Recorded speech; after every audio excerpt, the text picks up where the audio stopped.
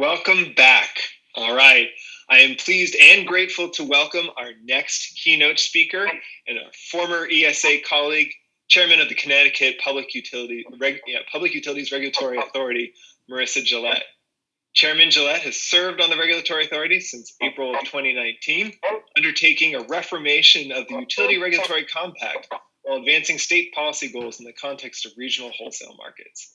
She also serves as one of Connecticut's representatives on the board of directors of the Regional Greenhouse Gas Initiative. This is her second rodeo on a public utility commission, having served as a senior advisor at the Maryland Public Service Commission from 2011 to 2018. Chairman Gillett, thank you for joining us today. Thank you for having me. It's good to be back. And I want to thank you and all of ESA for the invitation to provide closing remarks to what I hear is an amazing policy forum, as it always is. So thank you for that. I'm going to get right into it, but since we're not using slides and I can't show you my written legal disclaimer, I'm going to ask you to envision every leaf on that ugly plant behind me as a caveat to all of my future remarks, mainly that my remarks don't necessarily indicate the way that PURA will vote on something or represent the views of my colleagues. So you can just, now there's a visual reminder with that plant behind me for the rest of these remarks. So with that, I get right into it. So I want to talk a little bit today about what I think the role of the state regulators is in advancing energy storage policy. I think that there's likely there is a different role for regulators at the federal level, and Kelly, now serving as a federal regulator, I'm sure has thoughts on that. But in my position as a state regulator, I think for those of you that have interacted with me since I took the helm of Connecticut PURA, it's probably no secret to you that my approach to utility regulation is, I think, somewhat of a departure from what a lot of utility regulators across the country traditionally do. I'm obviously not passing judgment one way or the other, but I do want to recognize that some of the lessons learned and other advice that I would offer today and the perspectives, they don't necessarily represent the full range of what a regulator's role in a state position might look like. So I envision, a state regulator from a utility commission taking a much more active role in shaping utility policy and energy policy more generally moving forward. And I think there are a lot of examples of this, well-known examples of this, across the country. So certainly not alone here. What comes to mind, and I'm sure we've heard from them at previous policy forums, regulators from New York or Colorado, California. There are examples of this everywhere, but I think it's going to be incumbent on state regulators moving forward to be more in the driver's seat, because I think, having served at another commission and interacted with commissions throughout my career, there is a tendency sometimes to think of your regulator as not even being in that proverbial car. So not in the back seat, definitely not in the driver's seat, maybe on the roof, I'm not sure. But I would really encourage folks to think of state regulators and, pressure regulators and the governors that appoint them, or if they're elected in some states, to look for a more active regulator, someone, if they're not shaping policy, at least provides the guideposts and the marks for what would be a successful application. And we're seeing some of that. My neighboring commission in Rhode Island did a lot of great work on putting together a benefit cost framework. I really would encourage my colleagues, across the country to lay that framework out so that there isn't lost time, which I don't think that we have any more of these days, any lost time spent in working groups.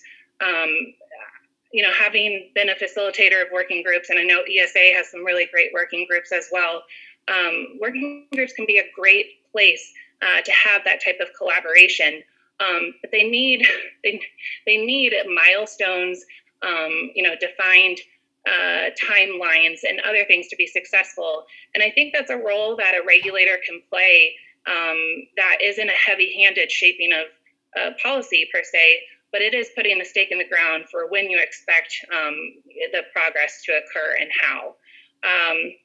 So, we've done that a little bit in Connecticut in our equitable modern grid proceeding. Storage is one of the tracks in the equitable modern grid proceeding. For those of you that heard me speak about this before, I apologize. I'm going to briefly go through it again to make sure that the stage is properly set. But in the equitable modern grid proceeding, and I'm sure these are called different things in different states, we have 11 separate tracks. And I think that really is meant to capture both the opportunity as well as recognizing the shortcomings of where a lot of the electric grids across the country are right now. Our 11 tracks, they're phased into 3 phases. It's heavily weighted in the first phase, which 6 of the 11 tracks got kicked off. Storage is one of them. And we identified 4 objectives up front for how we wanted to see the equitable modern grid proceeding go forward generally. And those 4 objectives were things that I'm sure you've seen elsewhere: supporting the growth of the green economy, enabling economy-wide decarbonization, establishing a more resilient, reliable, and secure commodity, and advancing energy affordability. And the reason I'm calling attention to these objectives up front is that I think what's been helpful in our proceedings is establishing those objectives from the outcome. What we're getting into now in grid modernization are, somewhat uncharted territories. There's not a lot of precedent across the country to look to. And since regulatory commissions like PURA are creatures of statute and are quasi-judicial bodies, we really are most comfortable when we have legal precedent or defined statutory criteria to look to. And, absent, decades of precedent, I think one of the things that's been helpful, I hope, in the proceeding so far, is kind of charting out this standard of review from the outset, which can be done, through the formulation of objectives. So, once we got through these objectives, we created, a unique, what I think is a unique framework for evaluating these different tracks. And many of your companies have participated actively in these proceedings. And I think that this is another role that the regulator can and should be playing moving forward. And I'd really encourage you, to hold the regulators accountable to this. Commissions are, frequently criticized as being black boxes, difficult to penetrate, difficult to understand our decision-making process, difficult to advocate before. And I think that's been to our ratepayers' detriment, right? When I got to Connecticut, the diversity of stakeholder opinions around the table was lacking. And that is not to criticize the quality of the stakeholders that did appear before us, but they were representing, very narrow viewpoints. We had utilities, we had our consumer advocate, we had, sometimes another state agency. But without that full range of stakeholder perspectives, we would have been incapable as a regulatory commission of moving the ball forward.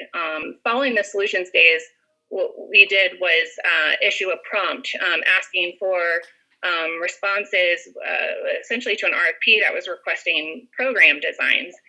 Those came in last July, and we recently issued a straw proposal, which was a conglomeration of all the straw proposal of all the responses that we received to date. We're right now in the middle of doing discovery and having a more traditional process on it. So obviously I can't speculate about where we're going with that. But I just wanted to give you the sketch of, one regulator's approach to, crafting trying to draw out energy storage policy and other grid mod policies in the state. And I really would like to see more regulators take an active role in lowering the barriers to participation in those kind of processes, because really, I think the outcome of our proceeding will be better for it. So if I could just close with a couple of process points, because now that I've told you what I think regulators can do better, I think it's only fair if I tell you what I think you can do better. And it's kind of one of those help me, help you situations. And I'm sure for those of you that have interacted in regulatory proceeding, this comes as no surprise to you. But as I mentioned a few minutes ago, regulatory commissions are quasi-judicial agencies across the board, which means that commissioners act as judges and can only rule on what's put before us. No matter how hard I try to draw something out into the record, if no party is there sponsoring it as evidence or entering it into the record, it doesn't matter that I personally know California or Massachusetts is doing something fantastic, because I'm the judge. I can't also be the witness and the one sponsoring the evidence. So I just wanted, put a fine point on that to really, inspire you to put resources toward continuing to participate in state regulatory commission proceedings, because we have to make decisions that are based on substantial evidence in the record, and we need your help getting evidence into the record. The other process point that I would offer and ask for you to consider, and I think I've advocated for this before, is really I'd urge you to know your audience. When you do come, when you cross the hurdle of participating in regulatory commissions, I'd urge you to know your audience. All regulators are different. Also know at what point to engage and how. And, honestly, this takes a little legwork ahead of time. But in some proceedings, your audience is going to be the regulator themselves. In some proceedings, your audience is going to be the consumer advocate. In some proceedings, your audience is going to be the state agency. I think it's really, I'd like to put the burden on you to know who you're there to try to persuade. Because as much as we're all working towards building the record and finding, common ground, the audience is not always going to be the regulator. I certainly don't personally need to be convinced about the benefits of energy storage. So, I guess I just use that as one example. And finally, I would say when you do engage in the regulatory commission's proceedings, please don't be afraid to bring us innovative ideas and to know the jurisdiction and the challenges that we're facing. I think Connecticut, like many states across the country, are at a crossroads where we have a confluence of events. We have high electricity prices. We have increasing intolerance for extended power outages and increasing reliance on electricity. We have an increasing pattern of, climate change caused events, the pandemic. We've got all these things going on. And you would think that would mean that the regulator and the community don't have an appetite to pile on what could be perceived as expensive policy in the short term. And I would say that is something that I would hope that folks put some resources into creative problem solving. We've signaled that we're, interested in, creative solutions to those, like looking into last mile solutions.